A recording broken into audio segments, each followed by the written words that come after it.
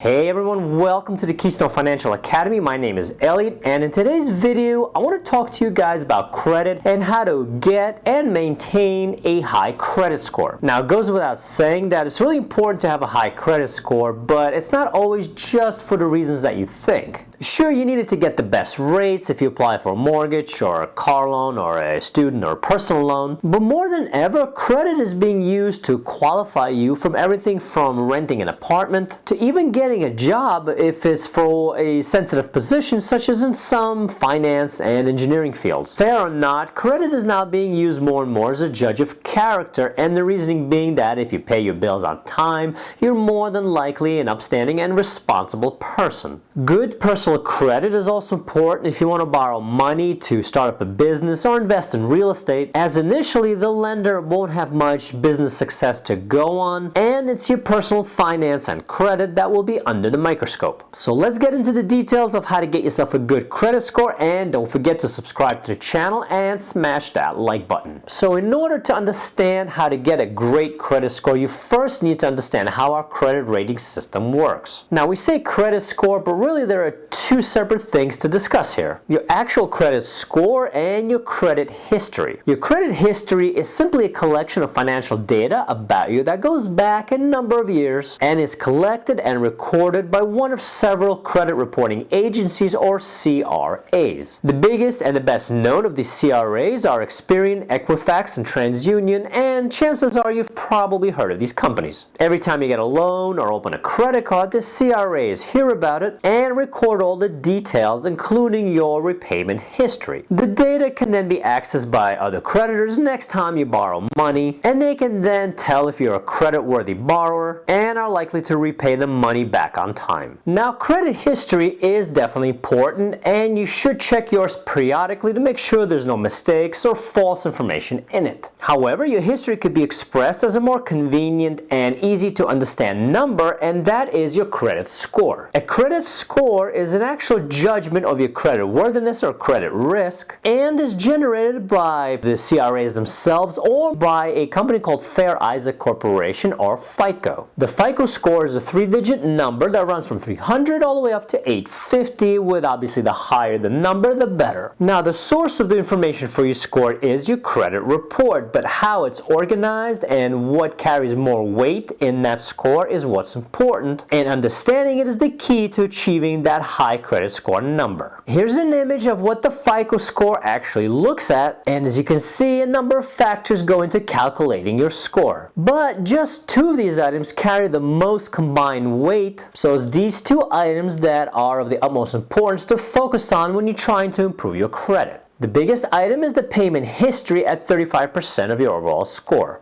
And this, of course, refers to your history of paying your debts back on time. Your credit report will show if you're 30, 60, 90, or more days late, and that is reflected in this part of the FICO score. This category only accounts for the on-time payments, so it's extremely important that you never miss a payment, as it will lower your score, and it will take some time, typically up to a year, to recover from that hit against you. The second biggest amount, at 30% of the score, is the amount owed. Now, this isn't so much the total amounts, but rather the amount that you owe compared to the amount of credit that has been extended to you. This is most relevant when it comes to credit cards and is referred to as a credit utilization ratio. So, for example, if you have a credit card with a $10,000 credit limit and you've charged up about $5,000 onto the card, your credit utilization ratio will be at 50%. You really want this to be below 25% and ideally at 0. And you will notice if you make a large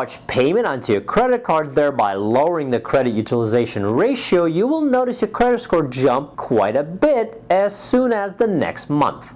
So those are the two biggest categories to keep an eye on. The rest of the categories carry less weight, but they're still worth discussing. Length of credit history comes in at 15% of your score, and this just refers to how long you've had credit extended to you. And there really isn't much you can do there to speed up time, so it's not something to really worry about. The next category, at 10% of the FICO score, is your credit mix. And this refers to the different types of credit lines you may have open, such as mortgage, credit card, car loan, personal loan, loan, and such. The more diverse your mix, the better it is because it shows creditors that you're able to handle a wide variety and different types of debt. And while this is good to have, it's not something you should be worried about too much. The final category is new credit, and this refers to new lines of credit that you may have opened recently, with numerous accounts being opened in a short time frame being a bit of a red flag for creditors, as they think you're desperately trying to obtain credit. But with this category being only 10% of the score, it doesn't really play a huge role. So what's the bottom line if you want to establish and keep an excellent credit score? Well, the number one recommendation is to pay your bills on time and try not to be late with any payments. It's difficult to fix these late payments as creditors are going to want to see a substantial string of good ones, in other words on-time payments, often for a year or more before you see your credit score rise to where it was before. So it's best not to get into that situation in the first place if you can help it. The next recommendation, especially if you want to see your score rise up quickly, is to make a substantial payment onto your credit card. It should be enough of a payoff to push your credit utilization ratio below 25% and ideally a lot lower than that, maybe even to 0. This is really the quickest fix you can do to give your credit a sudden and substantial boost. Finally, it's worth opening several credit lines to maintain a healthy credit mix, but only do this if you are planning to anyway. A good example of when you should open a credit line is when you have enough cash to buy a car outright, but you end up opening a car loan anyway, as this will help quite a bit in diversifying your credit mix and building your credit. Finally, don't open too many lines of credit all at once in a short amount of time. Combined together, all these approaches and techniques will result in a high credit score. Okay, if you've enjoyed this video and found it useful, be sure to subscribe and smash that like button. Thank you for watching, and I will see you all soon.